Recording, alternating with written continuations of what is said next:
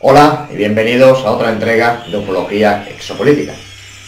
Hace unos días hablábamos de la tribu de los Dogon y la influencia que habían tenido los alienígenas en ellos, ya que los conocimientos que tenían y tienen de astronomía y metalurgia no eran normales para su situación.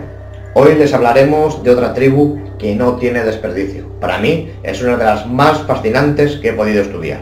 Así que adelante, comencemos.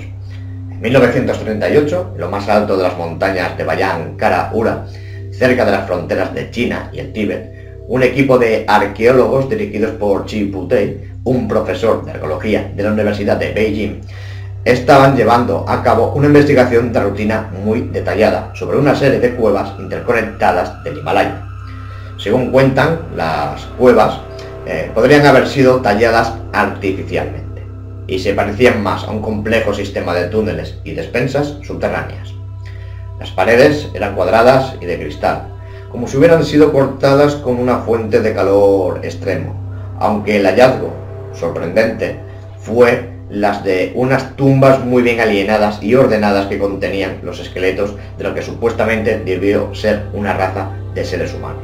A primera vista parecían tener cuerpos delgados y cabezas grandes súper desarrolladas.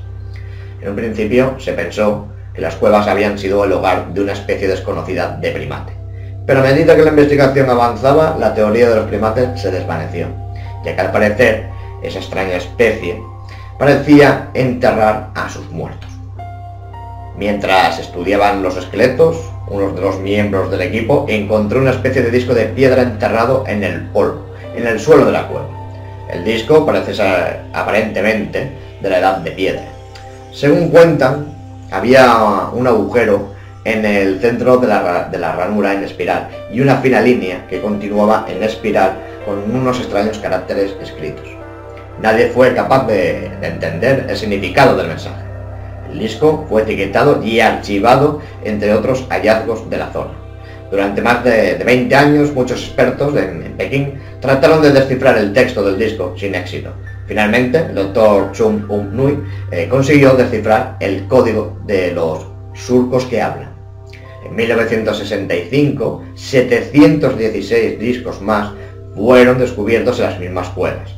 La Academia de Prehistoria de Pekín prohibió publicar sus hallazgos.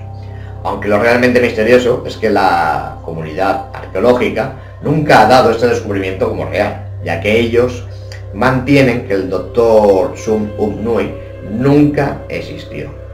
Además, que los datos ofrecidos por la expedición no eran verídicos y, por supuesto, los discos no existieron, porque al parecer desaparecieron. Pero cuando todo parecía una fantasía aparente, en el año 2007, los descendientes del doctor Chung Nui entregaron algunas muestras de los esqueletos hallados. Aunque las primeras investigaciones no fueron concluyentes, las pruebas de ADN determinaron que no solo se trataba de descendientes de un pequeño pueblo de China. Se quiso ocultar un descubrimiento que podría haber cambiado la historia de la humanidad. ¿Esto es un caso de conspiración arqueológica? Cuenta la historia que una especie de sonda espacial llegó a la sierra de Bayan Kara Ura, tripulada por habitantes de otro planeta. Sus intenciones pacíficas habían sido malinterpretadas por los habitantes de la zona. Muchos de ellos habían sido perseguidos y asesinados por miembros de la tribu Han, que vivía en las cuevas vecinas. Los extraños se referían a sí mismos como la tribu Drogba. Dijeron que bajaron de las nubes en su nave espacial. Se estrellaron en las montañas remotas de difícil acceso. No tenían manera alguna de construir una nueva nave. La leyenda local habla de pequeños hombres con rostro amarillento y aparentemente demacrado, que vinieron de las nubes hacía mucho tiempo. Los hombres tenían enormes cabezas abultadas y cuerpos pequeños. Por su aspecto extraño fueron perseguidos y asesinados. Esa descripción es exacta a los cuerpos encontrados en las cuevas. En las paredes de las cuevas los arqueólogos han encontrado imágenes de la salida del sol, la luna, las estrellas y la tierra no identificables. Todos unidos por líneas muy pequeñas. Las pinturas rupestres fueron datadas de hace unos 12.000 años.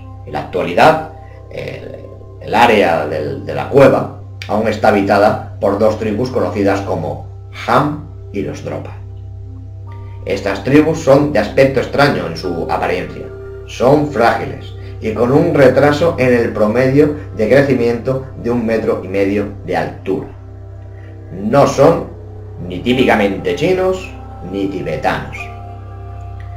En 1958, el profesor Chung Un-Nui transcribió cuidadosamente los caracteres del disco al papel.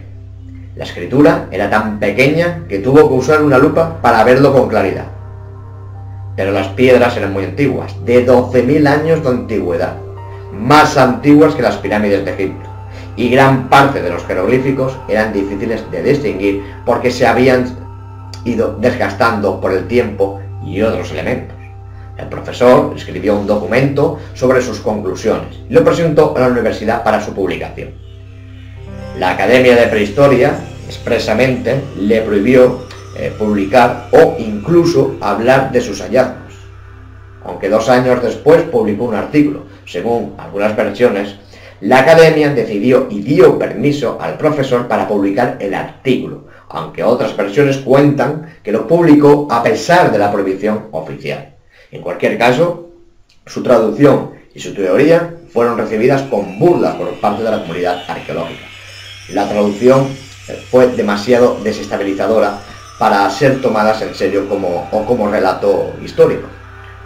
Si fuera cierto, hubiera cambiado todo lo que sabemos acerca de nuestra historia, de la humanidad.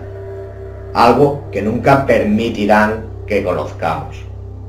Una parte de la traducción de uno de los pasajes dice: los Dropa bajaron de las nubes en sus aviones.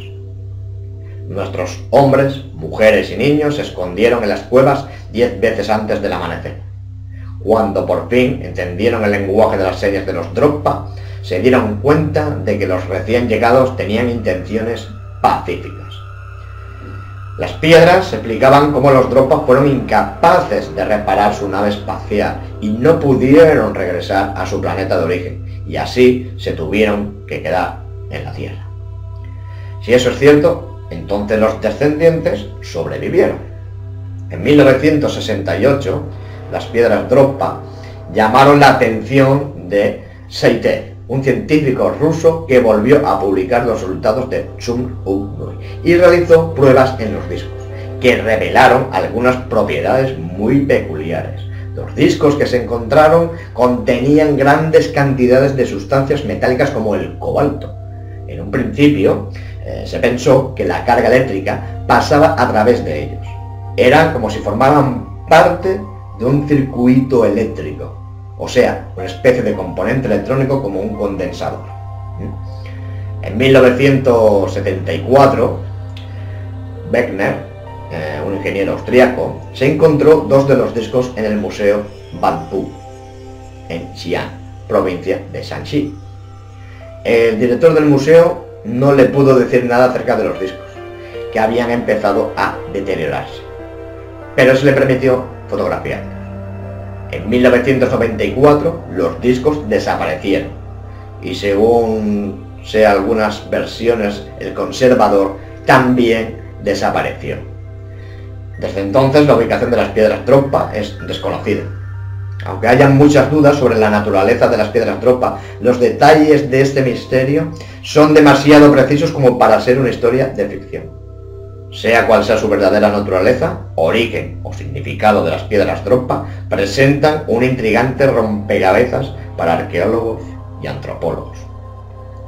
La historia nunca va a reconocer que los humanos no fuimos los primeros pobladores de la Tierra, y harán lo que sea necesario para defender su propia historia de ficción, que tantas personas defienden con los ojos cerrados. Muy posiblemente las piedras Dropa podrían representar la primera visita registrada de una civilización alienígena a nuestro planeta. Ahora pasaremos a explicarles a nuestros oyentes que sobre este tema hay muchísima confusión, pues de los protagonistas de la cual nos habla la historia, No la tribu esta en concreto, sino los que escribieron sobre ella y de los científicos. Dicen por ahí que nunca existieron y que no hay ninguna información de la expedición ni de los científicos en internet. Bien, yo les digo que muchísimos temas de este tipo, como se hizo con el film, si ustedes recordarán en un antiguo programa, el film de los Anunnaki, que lo eliminaron por completo de la red y de toda su existencia, se han tomado muchas precauciones en no dejar ni rastro de las personas que trabajaron en estas investigaciones y en desprestigiarlo todo, y cuando nosotros comenzamos esta investigación nos dimos cuenta que se habían tomado muchas molestias, más de lo normal, en destruir toda prueba viviente.